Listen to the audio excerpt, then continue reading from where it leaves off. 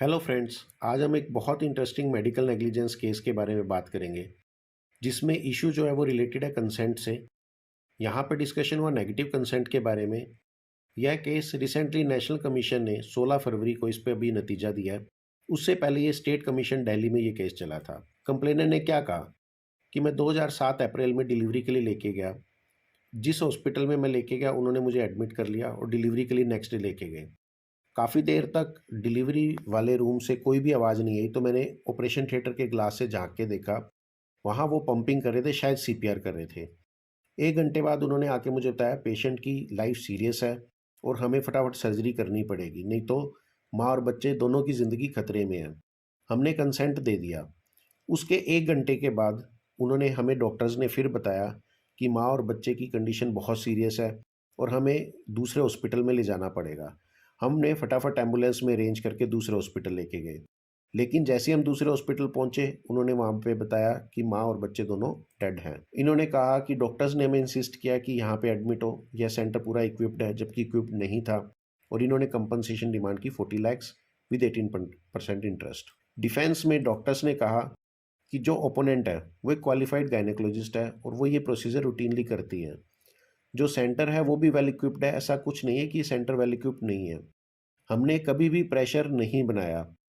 हमने बहुत बार सिजेरियन के लिए बोला, लेकिन पेशेंट और अटेंडेंट नहीं माने। स्टेट कमीशन ने नोटिस किया। इन्होंने देखा दिल्ली मेडिकल काउंसिल की जो रिपोर्ट थी कि एक तो ये सेंटर रजिस्टर्ड नहीं था डिलीवरी के लिए, अदरवाइज उन्होंने कहा कोई मेडिकल नेग्लिजेंस नहीं है।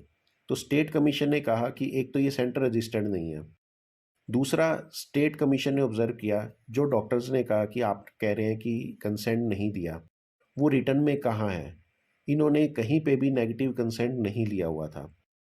साथ में स्टेट कमीशन ने कहा अगर आपका सेंटर इक्विप्ड है जैसे आप कह रहे हैं, तो माँ और बच्चे को दूसरे सेंटर पे आपने क्यों रेफर किया।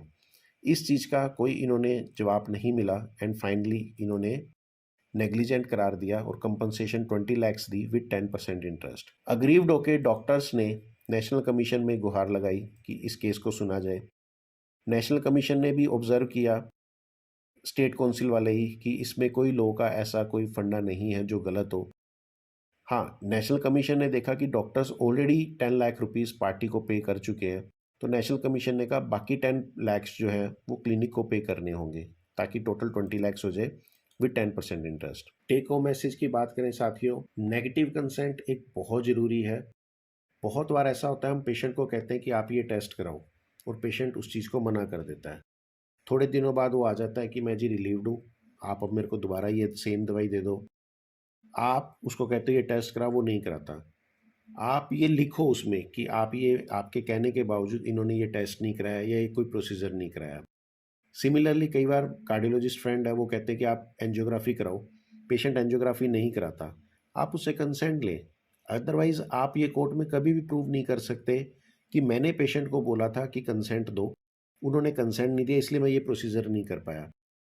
कई बार कई अटेंडेंट ऐसे होते हैं जो कहते हैं जी हम नहीं लिख के देते। तो ऐसे में आप अपने नोट्स पे ये ज़रूर लिखें कि मैंने इनको ये कंसेंट और ये प्रॉब्लम बता दी है। पेशेंट और उसके अटेंडेंट बार फिर उसके बावजूद भी ये कंसेंट नहीं दे रहे हैं। हमेशा आप जहाँ पे भी काम कर रहे हैं, आपके हॉस्पिटल में सभी आईसीयू रिलेटेड इक्विपमेंट्स होने चाहिए। वेंटिलेटर, डीफैब, ये सब चीज़ें आपके हॉस्पिटल में होनी चाहिए। कई बार हम ये इक्विपमेंट विदाउट बिल लेते हैं, इनको नहीं लेना चाहिए विदाउट बिल। हमेशा इन इक्विपमेंट्स को विद बिल लें, ताकि ज़रूरत पड़ने पर कभी भी आप ये कोर्ट में प्रोड्यूस कर सकते हैं कि ये इक्विपमेंट्स हमारे पास हैं और हम ऑलरेडी इस चीज़ के लिए इक्विप्ड हैं। तो वो आपको उस टाइम लिटिगेशन से बचा सकता है। थैंक यू साथियों। अधिक जानकारी के लिए आप हमारे ईमेल आईडी पे कांटेक्ट कर सकते हैं। इस वीडियो को अधिक से अधिक शेयर करें ताकि हर डॉक्टर को लॉ की नॉलेज हो और वो आराम से अपनी प्रैक्टिस कर सकें। Thank you friends.